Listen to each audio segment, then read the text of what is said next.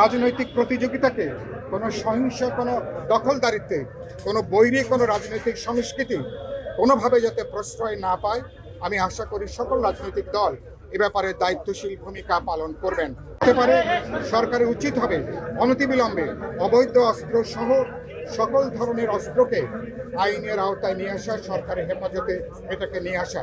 একই সাথে অবশ্যই তারা প্রার্থী এবং জনগণের নিরাপত্তা তারা বিধান করবেন।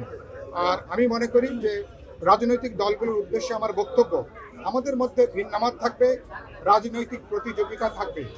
রাজনৈতিক প্রতিযোগিতাকে কোনো সহিংস কোনো দখলদারিত্বে, কোনো বৈরী কোনো রাজনৈতিক সংস্কৃতি কোনোভাবে যাতে প্রশ্রয় না পায়, আমি আশা করি সকল রাজনৈতিক দল এ ব্যাপারে দায়িত্বশীল ভূমিকা পালন করবেন।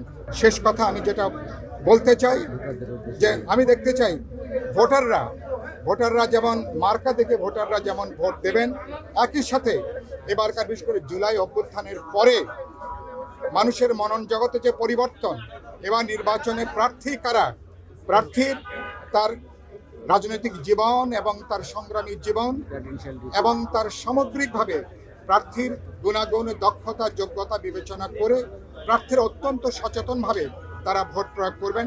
ঢাকা 12 আসনের আমি আপনাদের মাধ্যমে ঢাকা 12 আসনের ভোটার, জনগণ এবং সকল উদ্দেশ্যে যেটা বলতে চাই, ঢাকা 12 আসনে এবার আমি বিপ্লবী ওয়ার্কার্স পার্টি বিএনপি সহ জোটের প্রার্থী হিসাবে যেহেতু এখানে নির্বাচন করছি, সুতরাং ঢাকা 12 আসনকে বাস্তবে এখানে নাগরিক সেবা এখানে বিপর্যস্ত।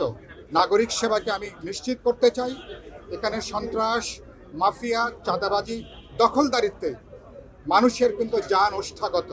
সুতরাং আমাদের নির্বাচনী ওয়াদা হবে, আমরা সন্ত্রাস, মাদক, দখলদারিত্ব যে কোনো জবরদস্তির বিরুদ্ধে অবশ্যই আমরা জনগণকে সাথে নিয়ে, ভোটারদেরকে নিয়ে আমরা এখানে গণপ্রতিরোধ আমরা এখানে জোরদার করব। এবং আমি মনে করি আপনারা মিডিয়ার এবার নির্বাচন অত্যন্ত গুরুত্বপূর্ণ ভূমিকা।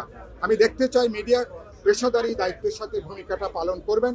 মিডিয়ার ভূমিকার উপরে আগামী নির্বাচনের স্বচ্ছতা তার কিন্তু অনেকখানি কিন্তু নির্ভর করে।